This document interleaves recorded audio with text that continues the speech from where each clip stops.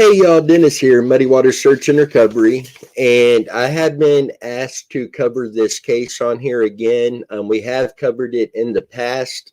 Unfortunately, we didn't find a direction to go in on this, so we've been asked to go ahead and do it again, and we're going to do that. And if you had any information on this, any thoughts, please reach out and let me know. But we are talking about Rashell Hammond. And Rashell went missing out of Moscow, Moscow, Colorado, August 15th of 2019. She was 30 years old when she went missing. 5'6", 120 pounds, with black hair and brown eyes. She left all of her belongings behind, including her phone, identification, medication, her car, her computer, her tools, and her pet dog. She had only been living in the area for about 3 weeks prior to her disappearance. She had previously lived in the Columbus, Ohio area. Although police can find little evidence in her disappearance, her mother believes she did not leave on her own accord and may have been a human trafficking victim. We'll get into that part of it here shortly. It is reported she suffers from bipolar and schizophrenia and has been prescribed medication for her conditions in which she left behind. So she does not have any of her medication with her. Her nose is pierced. She has numerous tattoos, including the phrase "live like a lion" on her upper chest, a star behind her ear, a skull on the back of her wrist, stars on the inside of her forearm, a cat with a bong on her shoulder, and other tattoos as well. She was last known to be wearing a black tank top, khaki shorts, black Nike shoes, and a silver circular barbell in her nose. So I'm going to go ahead and read what I was able to find out of I don't know if it was a newspaper article. I've had this for a little while, so I am going to read some of the information I found in it.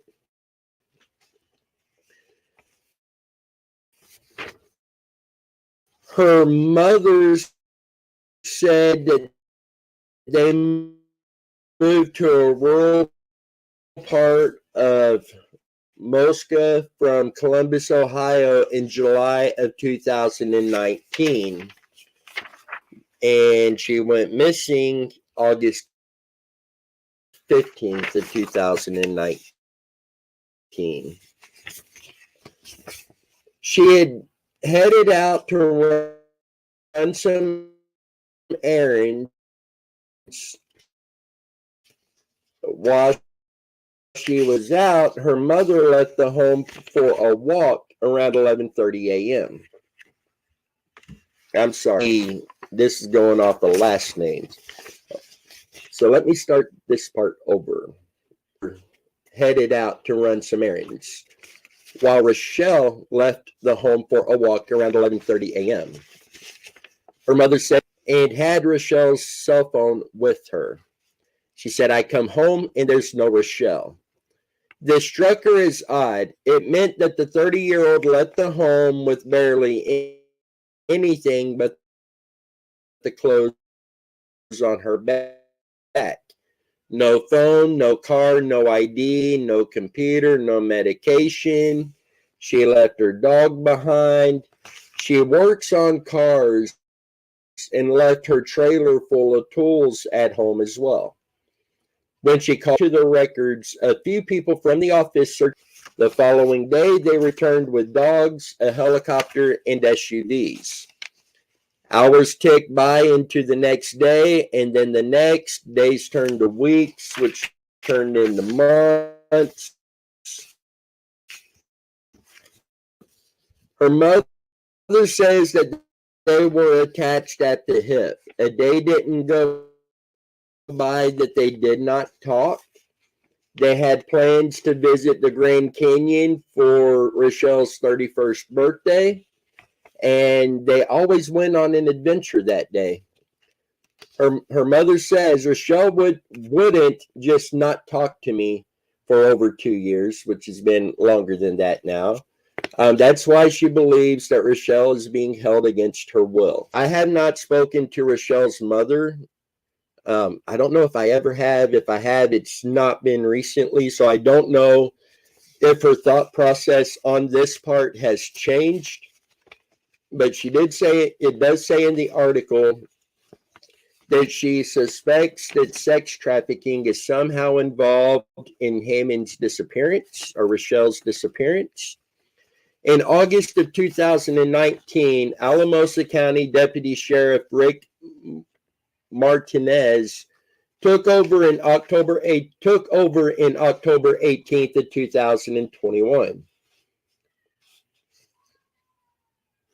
He said while there is no evidence that points to sex trafficking as of now, there's also no evidence that really points anywhere. Basically, the sheriff's office wasn't getting any credible leads, wasn't getting any direction on where Rashell may have went or what may have happened to her. He said that the sheriff's office received multiple scam calls about Rashell after the reward for information on her whereabouts was increased.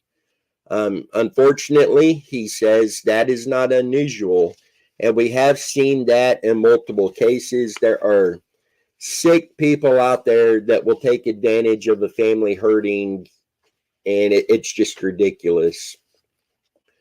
He did say one lead stuck out. A tip that Rashell may have been in California or Massachusetts. The names and addresses included in the tip were real, so he reached out to the Oakland Police Department in California and Randolph Police Department in Massachusetts. It's reported at this point there has been little movement on their end for this case since he reached out. He was still waiting to hear on what they found, where they have found anything, or where that lead went anywhere. Hopefully, we will be able to confirm what happened with that very soon. Her mother said she also hired a private investigator for about 6 months. She followed up on rumors that Rashell was being kept by two bad guys nicknamed Double and Diablo. She's met with a local homeless man who wanted to help her.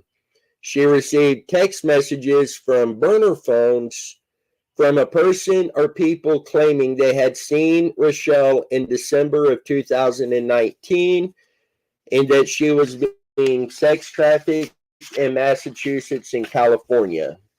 At this point in time, it was something that Martinez was still investigating, and her mom did say that she took that information with a grain of salt. Some people took advantage, and I don't know if this is still ongoing, but they've been sending threatening scams over and over from people saying they will share her daughter's location in exchange for money. Again, this is something we have seen in other cases. It's ridiculous, and I hope those people have been found and prosecuted to the fullest extent of the law. But Rashell has shoulder-length hair and brown eyes. Her septum is pierced, and she has multiple tattoos. She's also not as muscular in 2019 as she is in some of her previous photos, and her hair is longer. The day she disappeared, she was wearing black Nike shoes, khaki shorts, and a black tank top.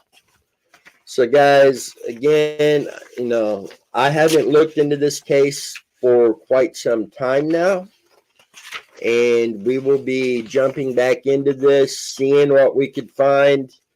Any information that we can get out to you, we will as soon as possible.